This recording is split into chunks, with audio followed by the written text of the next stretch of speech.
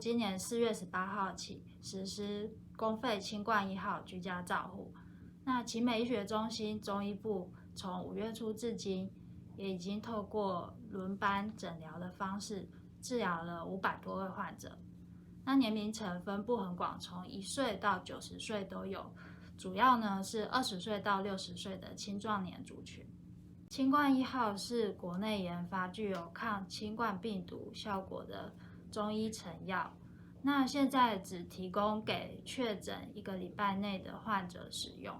主要功效为疏风解表、清热化痰。那对于发烧、喉咙痛、咳嗽、黄稠痰这种属于中医风热的症状，可以非常有效的缓解。但针对肌肉酸痛严重、高烧、胸闷喘促、腹泻、鼻塞这种属于风寒或者是寒湿症状表现的患者，中医师会斟酌加减其他的药物来治疗。奇美医学中心的临床中医师透过视讯问诊跟看舌头的方式来决定开药。那我们观察到一些平常喜欢熬夜，那比较营养不良、有贫血体质的患者，属于中医比较是气阴不足的状况。那他的舌头呢，可能是比较胖或是少苔，他在发烧感染之后，就比较容易产生心悸啊、动就喘促的这些后遗症。另外，平常如果喜欢喝冷饮、吃甜食或一些烤炸辣的患者，那他的舌苔呢会是比较厚，属于中医是比较中焦有一个湿滞情形的患者。那他在染疫以后，就容易有一些腹泻、腹胀的情形发生。那我们追踪发现呢，患者解隔或是出院以后，常存在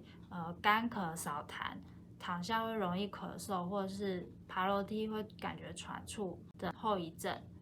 那中医呢，常会考量是不是有痰湿或是水饮的存在。那配合视讯望诊，看他的舌苔还有舌头的颜色，或者是患者回诊的时候把脉，来判断他是不是还有胃清的肺热，或是有气阴受损的情形。那我们临床开药常常用化痰饮的中药，加一些养阴啊、补气，或者是清热的药物，那来帮助缓解这些残余的呼吸道症状。另外也蛮常看到患者并有头痛啊、失眠，或是心悸这种自律神经失调相关的症状，中医会用疏肝理气的药物来治疗。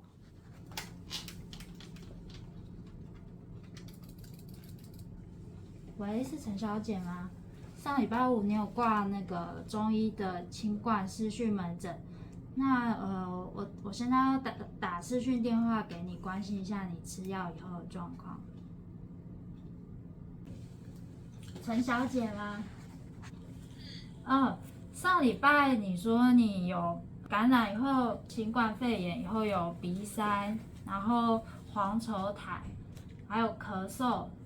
那个痰是稠稠很难咳出来现在这些症状都还好吗？我现在的痰呢，大概有稍微变白一点，然后我的咳嗽呢还是有好转，只是说还是会有一点点咳。